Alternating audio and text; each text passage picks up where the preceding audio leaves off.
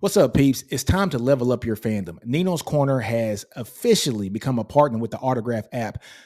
Go download that Autograph app, folks, to get all of your favorite podcasts, blogs, and more all in one place. Plus, get some exclusive rewards for being a Texas super fan. How does this work, folks?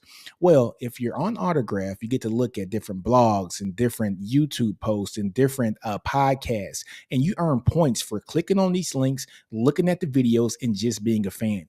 These points are used for numerous things: March Madness tickets, pizzas during game weeks, and things of that nature.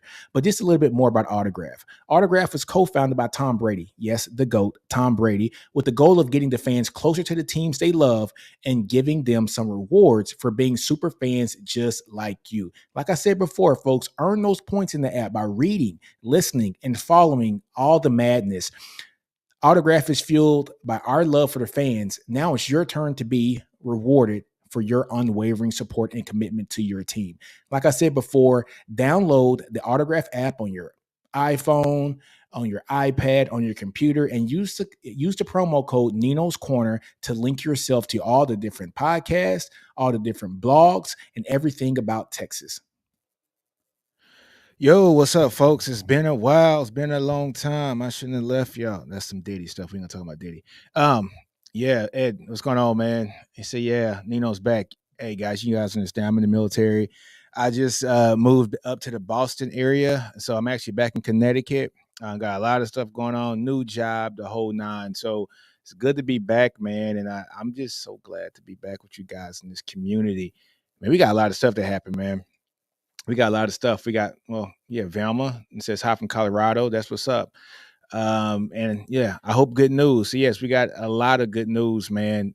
Texas just secured the commitment today of five-star wide receiver Kaliq Lockett out of Saxe High School in Texas, man. Five-star guy. Look, I know a bunch of people were really, really, kind of afraid when Texas did not get that commitment from the Corian Moore, who ended up going to Oregon, right? But folks, we're going to talk about um, Lockett and just talk about just what kind of receiver he is, man. Like I said, he's a five-star guy. If you look at the on-3 composite, folks, he is the number 17th ranked player here in the country, the number 3 ranked, wide out here in the country as well.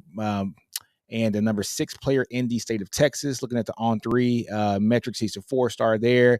Number 21 player nationally. ESPN has him 23rd nationally. ESPN is a hard one to get, ranked on. 247, a 5-star all the way. 12th nationally. And Rivals has him the lowest, man, at national rank of 65th in the country. But just to kind of round that there, guys, he's a 5-star receiver, folks. 5-star receiver. 17th nationally here in the country per the on-3 consensus, number 3 wide receiver, and the number 6 player in the state of Texas. What does this mean for Texas, folks? Texas gets another wide receiver here. Sark likes his wide receivers. But Lockett is one of those guys, man. He's about 6'2", about 175, 180 pounds, man. I wouldn't call him a burner, not one of the fastest guys, but he is a guy that has an extreme catch radius, huge hands, man, really huge hands, which is going to, just help a wide receiver catch those, balls, once they're in the air, straight up balls, man. But you got to love what you're seeing here from Sark and company and what he has done here when it comes to getting all of the skill position players here at Texas. Now, mind you, folks, not only has he gotten the skill position, he has gotten the offensive line, but let's talk about Lockett right quick, man.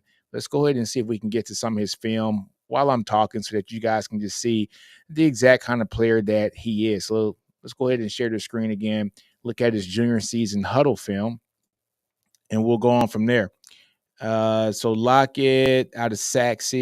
There we go. Let's take a look at here, man, just to see what kind of player he is. Went too far. Bam. There we go.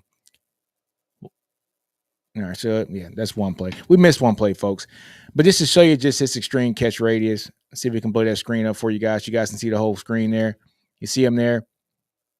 Huge catch radius, folks. Huge catch radius. One of those guys that's going to be an explosive player here at Texas, man. Looking at the X position, only player that Texas has here that kind of fits that mold right now is Ryan Wingo. We know Ryan Wingo is fast. Ryan Wingo, he can kind of play all over the place. But look, I like Lockett a lot. Like I said, one of the top wide receivers in the country. So once Texas missed on Moore, people were kind of wondering where was Texas going to go from here.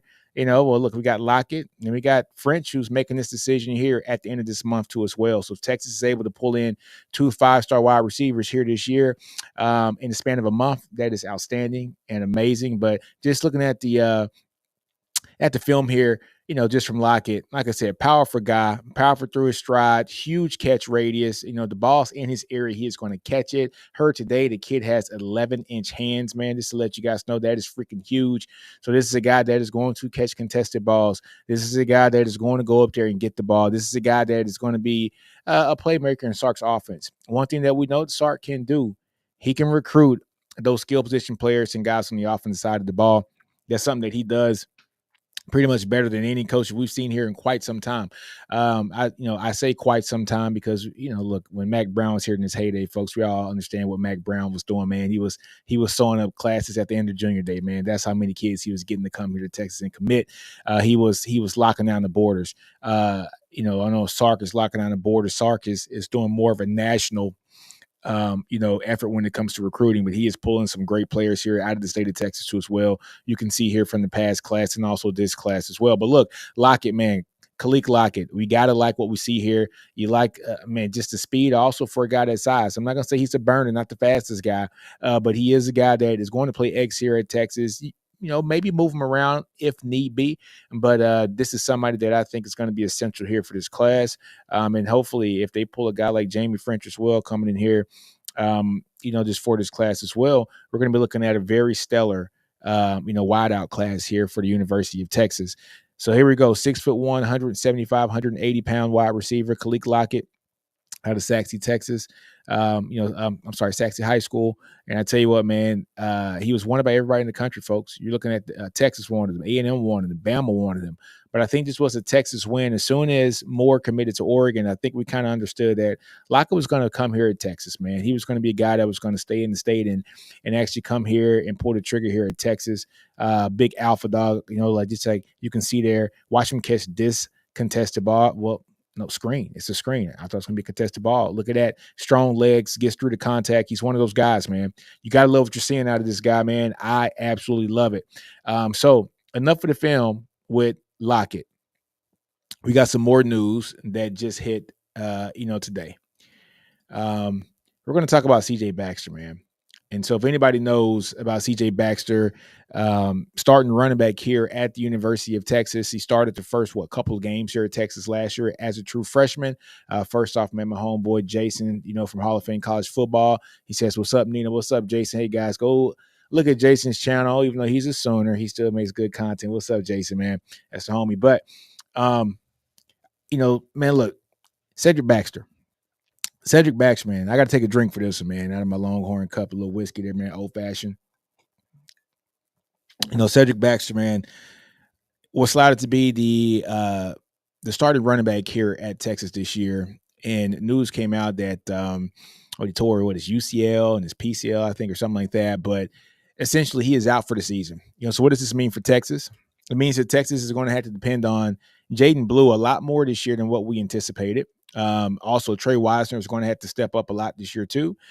He is running back 2 now. But those true freshmen, man, Tristan Clark and Jared Gibson, those guys got to come in and ready to play. And so that is something that Sark has kind of stresses, especially at the running back position, pulling 2 really good running backs in each class. So I'm excited about just the opportunity for these kids. Very sad, for Cedric Baxter, because CJ Baxter, we were looking at some good things here for him this year. A 1-2 punch. He's a guy that's about 215, 220 pounds already as a true sophomore. And he's just one of those guys that Texas needed to be successful. Of course, Texas season is not over. Texas has too much talent on that side of the ball. And then also, I think the Texas offensive line has gotten so good just over the past couple years with the Kelvin Banks coming in and being a guy who's more than likely going to be a top 10 pick this year. You got a guy like DJ Campbell who has come back and he's going to be stronger than ever as well.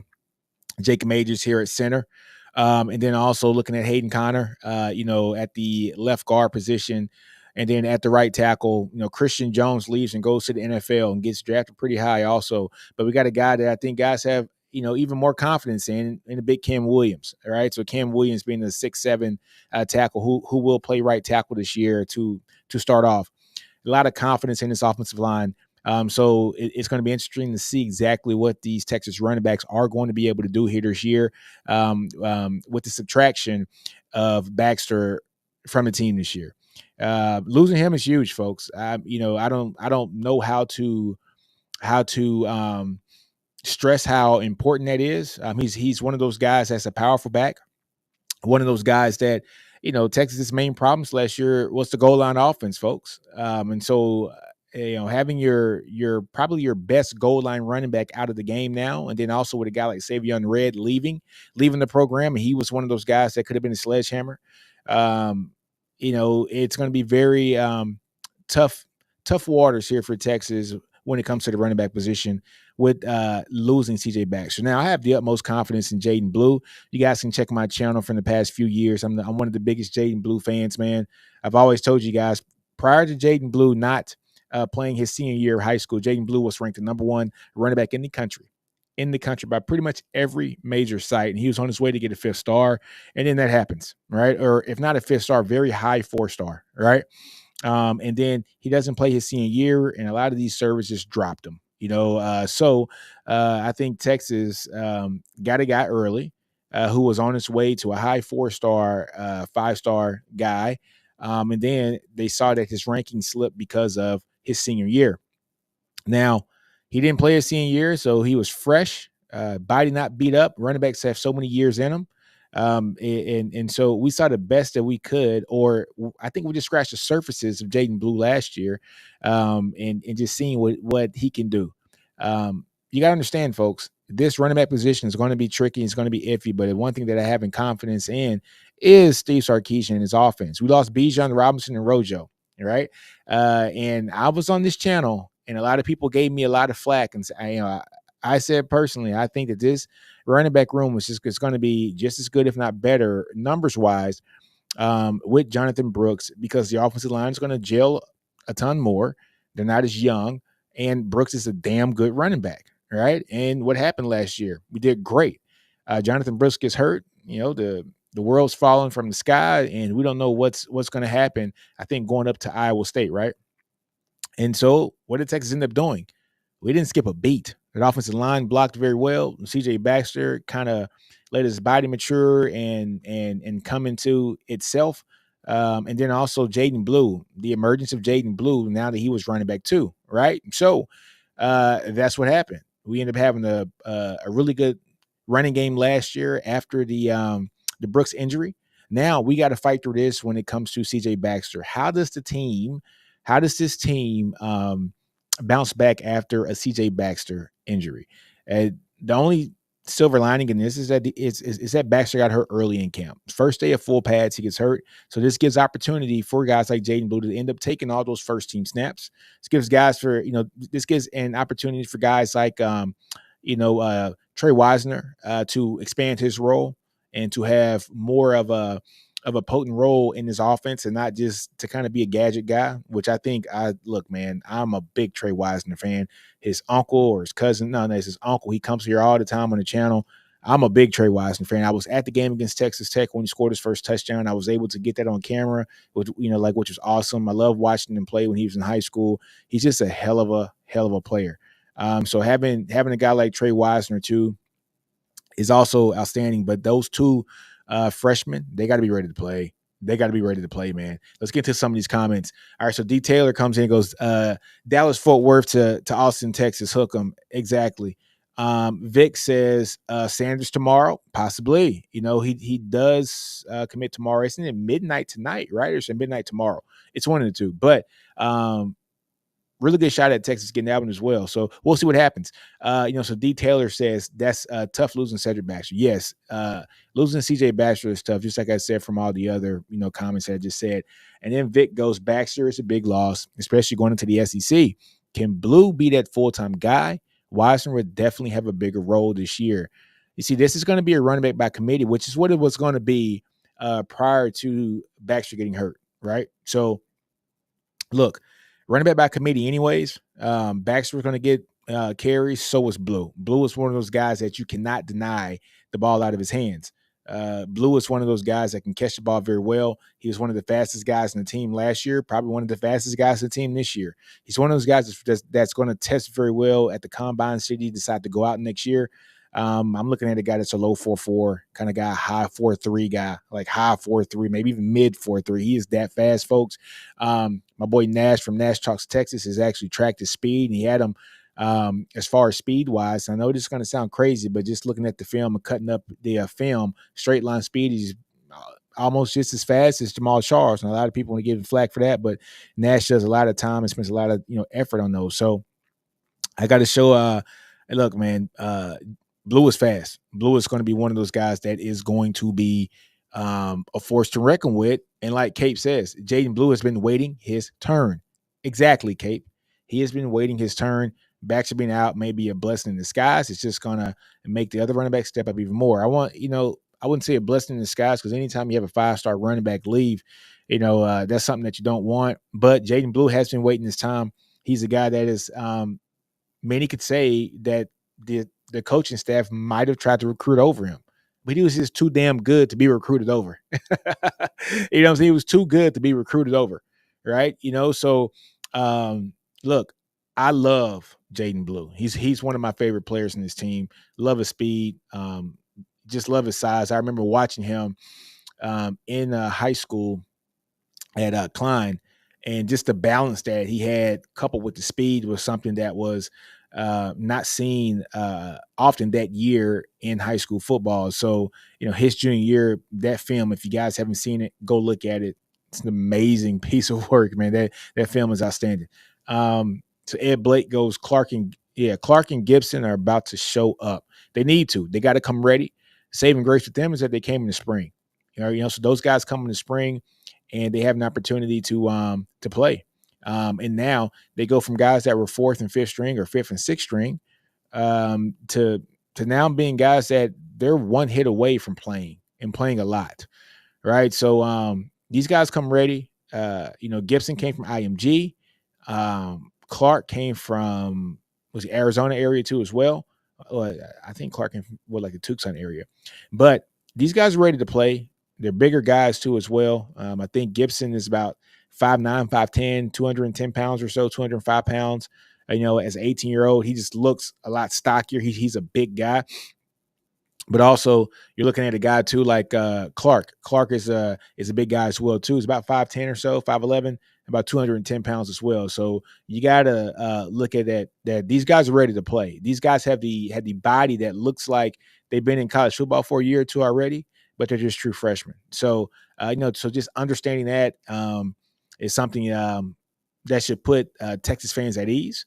But injuries happen all year, especially when it comes to running back. I want you guys to go back and look through the years, man, when it comes to running backs and the injuries. Remember Bijan in his freshman year with the Texas Tech game where he landed on his neck, and he had to miss a game or two. And Rojo had to come in and just do his thing. Bijan the second year starting, he missed a game or so. Rojo came in. That was the Kansas State game, I think, where Rojo won that game. Bijan's last year, he played pretty much the entire year, but that was a running back by committee. Right. So he's not getting the wear and tear on his wheels, like most guys would. And then once you look at Brooks' first year of actually playing as a starter, he gets hurt too as well, guys. He tears his ACL. And now we're looking at CJ Baxter this year. He just tore his knee up, right? So you're looking at every year there's going to be an injury at the running back position. For Texas' sake, they were able to get this injury early and not have to worry about trying to fit a game plan around different running backs as the season goes on, right?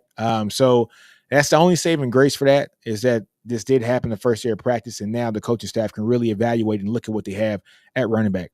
One thing I will say, guys like Savion Red, I wonder if Savion Red sees this now and is like, man, I wish I was still at Texas, right? Because he would be that third guy and would be getting a lot of snaps, right? Because he would be that short, distance and down back. So sometimes it's about staying the course. You see a guy like Jaden Blue who did stay the course after they brought in You had the Bijans, you had the Rojos, you had the, the Baxters got brought in. You had the Brooks, he got brought into as well. And then, all these guys were starting over Jaden Blue. He stayed the course. Now he has his opportunity. He's going to start. He's going to shine, folks. He is going to shine in his offense. He is going to shine in his offense. So Vic says, you think both freshmen will play now, need to get that pass protection down, difficult in Sark's system, but Choice will get him right. I think Choice will get him right. I think that's the thing that we're going to miss the most when it comes to CJ Baxter is the pass protection. All right. I mean, he's a big guy that picked up pass protection really well. Sark's offense is difficult, but it's going to be very interesting to see. I do think both play, even if they only play the 4 games so that they can redshirt the next year. But it just all depends on the injuries, man. Because like I said, they are one injury away. And, Trey Wisner is not the biggest running back. Neither is Jaden Blue. They're not the biggest running back. So, we're going into the SEC where it's, it's mano y mano, man. And we got, the defensive linemen that we're going to go against and the linebackers and the secondary that we're going to go against the week in and week out. It's going to be a lot different than what we went through here in the Big 12 this past year. This past decade or what have you. But so it's going to be I wouldn't say a culture shock because I think this team is built ready to play in the SEC. The offensive line is fortified. I love what Texas has on the defensive line now that we kind of look back and just see how things are. And then what they did in the portal and the guys that they brought in too from high school. So I like what Texas has in the lines. I like the complementary players too as well. A guy like Anthony Hill, man, is a stud. If middle linebacker was one of those positions that was heavily, coveted in the NFL now and drafted high, he would be a top 5 or top 10 pick. All right.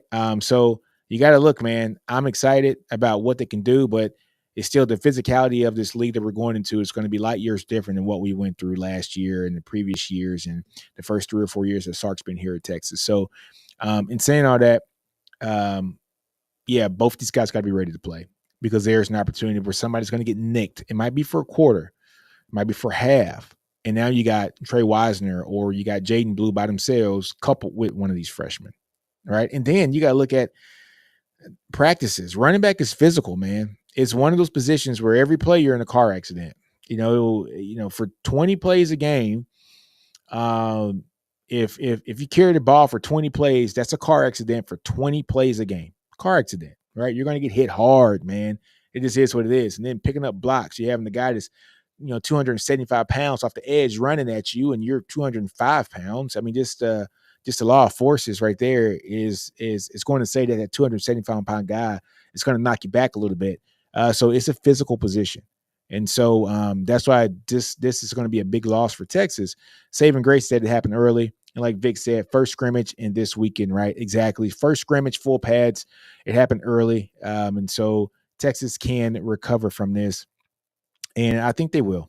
Sark's great. He's great at offense. He's great at, actually compiling the team. So I'm not worried about that.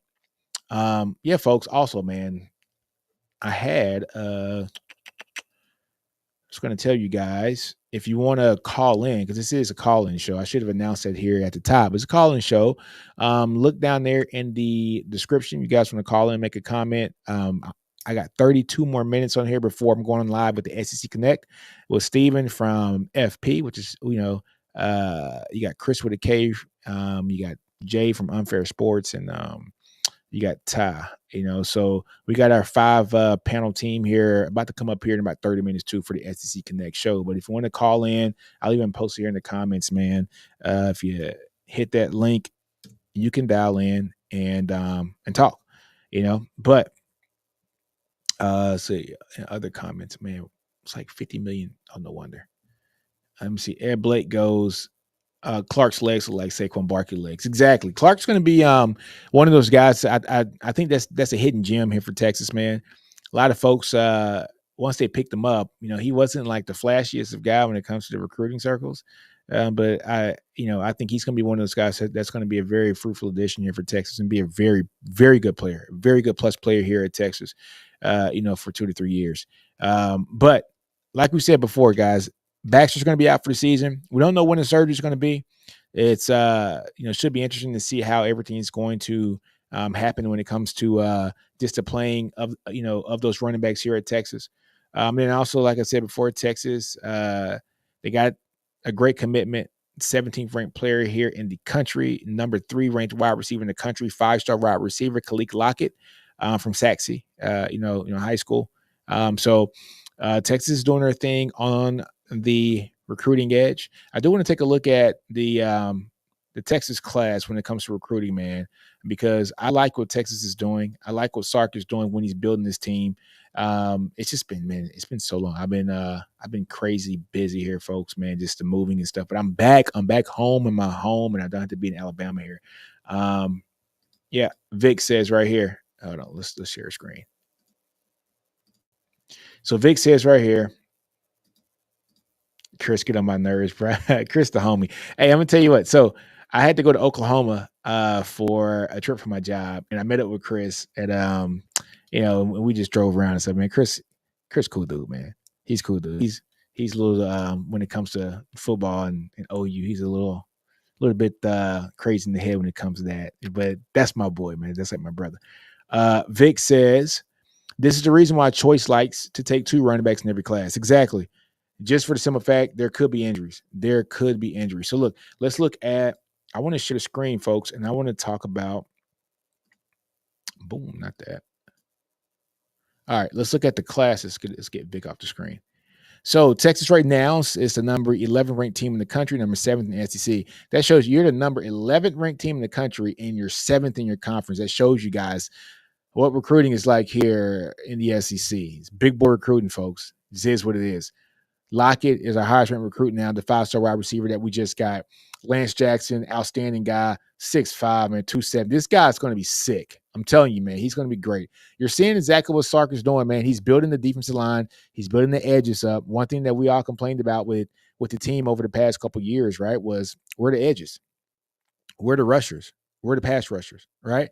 And so Sark is definitely getting that in line. Lance Jackson's one of those guys who's great against the run and great against the pass too as well. He's a great pass rusher. Man, Smith, he's greatest too as well. Excuse me, guys. Elijah Barnes, you can't miss with him at a linebacker. KJ Lacey, a stud at quarterback, a guy that probably, people were kind of worried on if Auburn was going to try to flip him. I don't think that's going to be the case now. Auburn just flipped a QB in their class, I think from Notre Dame or something like that. But anyways, look, Lacey's going to stick with us. And if you look at Lacey's game, I don't want to put too much praise on the guy, but he's one of those guys that you see a little bit of Bryce Young in him. So Steven kind of pointed that out to me a few weeks ago, and he just has special arm talent. Nick Townsend, man, outstanding tight end. He's a top 5 tight end in the country. So, man, look, cornerbacks, Cade Phillips, man, out of Mo City, Texas, another guy, length and size, 6'1", 185-pound DB. James, man, Simon, he is really good too. Out of my hometown of Shreveport, Louisiana, Calvary Baptist puts out a lot of talent.